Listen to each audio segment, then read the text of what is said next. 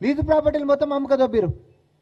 Private వాళ్ళు ఏవైతే నిరుపయోగంగా ఉన్నాయో వాటిని 80 ఫీట్ల రోడ్డు వరకు ఉంటున్నటువంటి బిల్డింగ్లకి మనం ఈరోజు సబ్ రిజిస్టర్ వాల్యూలో 30% ఛార్జ్ చేస్తున్నాం కన్వర్షన్ గురించి నాన్ ఇండస్ట్రియల్కి. అంటే మల్టీపర్పస్, నువ్వు వ్యాపార సముదాయం కట్టుకుంటావా లేకపోతే నివాసయోగ్యమైనటువంటి అపార్ట్మెంట్లు కట్టుకుంటావా అని. అది కూడా ఏంటిది, వాలంటరీ. ఇది కంపల్షన్ కాదు, ఇట్ ఈజ్ వాలంటరీ. నువ్వు ఖచ్చితంగా 30 రోజులలో నువ్వు కట్టాల్సిందే, నువ్వు వీడికి ఖాళీ చేయాల్సిందే అనేది కాదు. ప్రభుత్వం ఒక వెసులుబాటు ఏమిస్తుంది అంటే, మీరు ఇక్కడి నుంచి ఈ ఇండస్ట్రియల్ జోన్స్ అనేటటువంటివి ఉండొద్దు, రేపొద్దున ఒకవేళ ఇండస్ట్రీస్ ఏమైనా ఉండాలంటే అవుటర్ రింగ్ రోడ్ బయట ఉండాలి, కాదంటారా నిరుపయోగంగా పడి ఉంటున్నటువంటి వెసులుబాటు తీసుకొని మీరు అక్కడ అపార్ట్మెంట్సో లేకపోతే కమర్షియల్ కాంప్లెక్సెస్ కట్టుకుంటే ఈరోజు ప్రభుత్వానికి పైసలు వస్తున్నాయి. ఒక 1000 గజాల ప్లాట్ గిట్ట ఒక ఓనర్కి ఉంటే అక్కడ సబ్ రిజిస్టర్ వాల్యూ 30,000 గిట్ట గజం ఉందనుకోండి, అది ఒక 100 ఫీట్ల రోడ్కు ఉందనుకోండి, అంటే 50% ఆఫ్ సబ్ రిజిస్టర్ వాల్యూ అంటే 15,000 రూపాయలు ఇంటూ 1000 1,50,00,000 రూపాయలు ప్రభుత్వానికి ఆన్లైన్లో కడతాడు. కిషన్ రెడ్డి గారు కేటీఆర్ చెప్పినట్టు అక్కడ కట్టలు తీసుకొచ్చి బ్యాగులు వంచేటటువంటి సిస్టమ్ లేదు. ఇడ దయచేసి స్పష్టత తెలవాలి జనాలకి. జస్ట్ గాలికి మాట్లాడితే సరిపోతుందా? కుంభకోణం ఎప్పుడు జరుగుతుందో నేను చెప్తా. లీజ్ అయిపోయిన తర్వాత ప్రభుత్వానికి అయిపోయినాక భూమి నువ్వు ఏదైతే గ్రిడ్ పాలసీ తీసుకొని వచ్చినావో దాన్ని అప్పనాక అడ్డికి పౌసర్ నువ్వు అమ్ముకున్నావు చూసినావా అన్నా, నేను ఇది రూపాయికి నేను ఆటోనకు అమ్మేసేస్తే నాకు ఒక చారణ వంచిందా కిక్ బ్యాక్లు పంచుకున్నటువంటిది కిషన్ రెడ్డి కేటీఆర్. మేము ఆ రోజు కూడా గ్రిడ్ పాలసీని వ్యతిరేకించినాం, ఎందుకంటే ప్రభుత్వ భూములు అయితే కాబట్టి. ఈరోజు ఈ పాలసీలో ప్రభుత్వ భూమి లేదు, మళ్ళీ చెప్తా ఉన్నాము. ఆ వెసులుబాటుతోటి ప్రభుత్వానికి డబ్బులు రావడమే కాదు, రేపు పొద్దున వాళ్ళు సముదాయాలు కట్టుకుంటే మళ్ళీ కూడా అక్కడి నుంచి ప్రభుత్వానికి ఆమ్దాని వచ్చేటటువంటి సిస్టమ్ మనం చేస్తున్నాము. తద్వారా పరిశ్రమలు కూడా బయటికి వెళ్ళిపోతాయి, పరిశ్రమలు కూడా లేకుండా అవుతాయి. విన్ విన్ సిచ్యువేషన్ ఇక్కడ. పరిశ్రమలు లేకుండా అయిపోతాయి, ఇతర సముదాయాలు వచ్చినప్పుడు ప్రభుత్వానికి మరి ఆదాయం కూడా సమకూరుతుంది. ఈ కన్వర్షన్ తోటి ప్రభుత్వానికి ఆదాయం వస్తుంది, నాయకులకు కాదు. రేపు పొద్దున ఇంకోటి ఏదైనా కట్టుకుంటే ట్యాక్స్ల రూపకంగా కూడా మనకే ఆదాయం వస్తుంది. ఒక బూతు లెక్క దీన్ని భూతద్దంలో పెట్టి పదే పదే పదే పదే జనాలకు రుద్దుకుంటా, ఇద్దరు కలిసి ములాఖత్ అయిపోయి ఒకటే స్క్రిప్ట్ని జిరాక్సులు తీసుకొని చదువుకుంటా, అరే ఒక్క అంశంలో అడ్డం పడుతున్నారా? ఢిల్లీ లెక్క మారొద్దంటాడు, మూసి ప్రక్షాళన కాళ్ళలో కట్టెలు పెడతాడు. ఎందుకు జరుగుతలేదండి? ఎందుకు ముందుకు పోతలేదు? అడ్డం పడుతుంది కిషన్ రెడ్డి కాదా?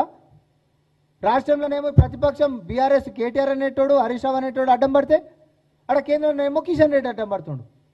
పక్క రాష్ట్రాలలోనేమో పార్టీలన్నీ ఒకటై అన్న మన రాష్ట్రానికి అయితే ఎట్లా తెచ్చుకుందాము, పక్క రాష్ట్రాలు ఏమనగానని అని చెప్పి రికార్డు స్థాయిలలో నిధులు తెచ్చుకుంటుంటే కేంద్రం కెంచి పనులు చేసుకుంటుంటే చాతగాని దద్దమ్మ లెక్క ఈరోజు పనిచేస్తున్నటువంటి వాళ్ళ కాళ్ళలో కట్టెలు పెడతా ఉన్నారు. దయచేసి ఈ విధానం తప్పు కాదు. మేము చేస్తున్నటువంటి అంశాలని మీరు అడ్డుకుంటే తప్పవుతుంది. అబద్ధాలు దుష్ప్రచారాలు దయచేసి బంద్ చేయండి. అభివృద్ధి సంక్షేమాల గురించి అడిగినప్పుడు ధర్మం అనేటటువంటిది తీసుకొచ్చి ప్రజల మెదళ్లలో నొక్కుతా ఉన్నారు. అది కూడా ఏమైనా ఉన్నదా అంటే ఏం లేని దాంట్లోకించి లేని కాంట్రవర్సీస్ క్రియేట్ చేసి బీజేపీకి నేను మళ్ళా కూడా చెప్తా ఉన్నా, బీజేపీ నేతలకి బీఆర్ఎస్ నేతలకి ఈ రాష్ట్రం యొక్క ప్రగతి, ఈ రాష్ట్రంలోని సంక్షేమాలు ఏ అంశాలైనా కూడా అందరం కూడా జెండాలు పక్కకేసి కేంద్రంతో కలిసికట్టుగా కొట్లాడుకుంటే రాష్ట్రం ప్రగతి అనేది వేగవంతంగా జరుగుతుంది.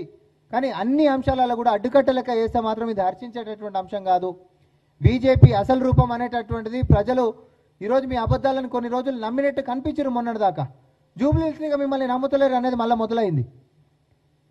మీ యొక్క పంతా మార్చుకోవాలి, ప్రగతిలో మీరు భాగస్వామ్యం కావాలి, కేంద్రంతో కొట్లాడాలి, కిషన్ రెడ్డి గారు ముందుండాలి, బండి సంజయ్ గారు సహకరించాలి. దానికి మా కాంగ్రెస్ ఎంపీలందరం కూడా కలిసికట్టుగా మనం కేంద్రంకి ఇచ్చి నిధులు ఎట్లా తెచ్చుకోవాలనే దాని మీదనే చర్చ జరగాలి తప్ప జోకర్ లెక్క ఒకైనా బ్రోకర్ లెక్క ఒకైనా ఏషాలు వేసుకుంటా ఈరోజు కిరికిరి రెడ్డి లెక్క మారినటువంటి నువ్వు మళ్ళీ కిషన్ రెడ్డి కావాలనంటే తెలంగాణ గురించి పాటుపడి నీ యొక్క చిత్తశుద్ధిని తెలంగాణ ప్రజలకు చాటాలని చెప్పి కాంగ్రెస్ పార్టీ నుంచి మేము డిమాండ్ చేస్తా ఉన్నాం.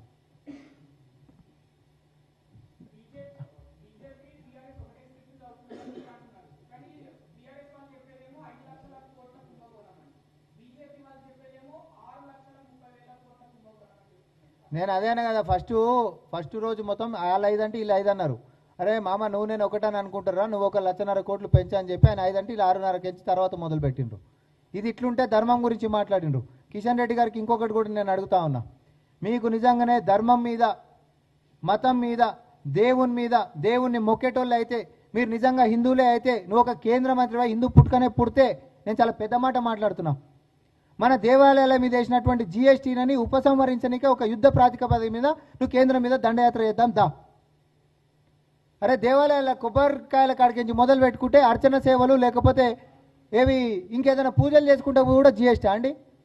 కోట్ల రూపాయలు దేవాలయాలకు నోటీసులు ఇచ్చారు జిఎస్టీ కేంద్రము. ధర్మం గురించి మాట్లాడతారు, దేవుళ్ళ గురించి మాట్లాడతారు. అలా ఆర్ఎస్ఎస్ హెడ్ క్వార్టర్స్ పక్కన పార్కింగ్ గురించి ఏమో 1400 సంవత్సరాలు 17 సంవత్సరాల నుంచి రామనామ జపం చేస్తున్నటువంటి గుడిని కూలగొడతారు ఈ పాపాత్ములు. బీజేపీ నాయకులకి నరేంద్ర మోడీ గారు దేవుడు ఉండొచ్చు, కానీ అసలైనటువంటి హిందువులకి 3 కోటి మంది దేవతలు ఉన్నారు, ముఖ్యమంత్రి రేవంత్ రెడ్డి గారు చెప్పినట్టుగా. ఈ డిఫరెన్స్ అనేటటువంటి చాలా స్పష్టంగా మళ్ళీ చెప్తా ఉన్నాం. బీజేపీ నాయకులకి, అంధభక్తులకి మాత్రం నరేంద్ర మోడీ గారు దేవుడు ఉండొచ్చు, కానీ అసలైనటువంటి హిందువులకి 3 కోటి మంది దేవతలు ఉన్నారు. ఎవరి ఆచారాలు, ఎవరి సాంప్రదాయాలు, ఎవరి కట్టుబాట్లు ఎవరివి వారికి ఉన్నాయి, ఎవరి నమ్మకాలు వారికి ఉన్నాయి. ఒకరినొకరు గౌరవించుకోవడం అనేటటువంటిది మన సంస్కృతి, మన సాంప్రదాయాలు, మన ఆచారాలు మనకు నేర్పించిన మన పెద్ద మనుషులు తాతల కాడికించి మన పురాణాలు అవే చెప్పినాయి. దేవాలయాల మీద జిఎస్టీ లేచి ఒక పక్కనేమో ధర్మం గురించి పెద్ద పెద్ద ప్రవచనాలు ఇస్తారు. రోడ్ ఎక్కువ నీ ఎమ్మడి మేమందరం వస్తాం, మేము వస్తామంటున్నాం కదా కాంగ్రెస్ పార్టీకించి. దాన్ని చిత్తశుద్ధి ఏందో చూపెట్టు. ధర్మం మీద, గుడ్ల మీద వేస్తావా జిఎస్టీ? సిగ్గు తెచ్చుకోండి కొంచెమన్నా. బయట సిగ్గు లేకుండా రాజకీయం చేస్తూ ఉన్నారు మతం మీద. మళ్ళా పోనీ మీరు వచ్చిన తర్వాత ఇతర మతాల మీద ఏమైనా గిట్ట కట్ చేసిండ్రా? కొత్తగా హిందూ గుడ్ల మీద మాత్రమే ట్యాక్స్లు వేసిండ్రు. ఓపెన్ ఛాలెంజ్, ఏడికన్నా చర్చకు వస్తే రండి. ధర్మం గురించి మాట్లాడదామంటే అదొక అంశం, ప్రగతి గురించి మాట్లాడదామంటే అదొక అంశం, కేంద్రంకి సంక్షేమం నువ్వేం చేసినావు చెప్తుందా అంటే అదొక అంశం. అంతే తప్ప బురద రాజకీయాలు చేసుకుంటా, అబద్ధపు ప్రచారాలకు పూనుకుంటా మాత్రం తెలంగాణ ప్రజలు చైతన్యమైనటువంటి వాళ్ళు జూబ్లీహిల్స్లో రిజల్ట్ అనేటటువంటి ఏది ఇచ్చిరో అది మీకు మ్యాండేట్ అయింది. కిషన్ రెడ్డి గారు, జోకర్లు బ్రోకర్ల యొక్క ట్యాగులు మీరు తీసేసుకోవాలి అని అంటే తెలంగాణ మీద చిత్తశుద్ధితో మీరు పనిచేయాలి.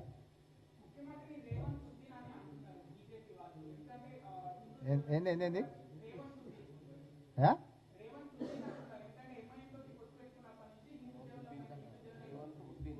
అచ్చా పేరా?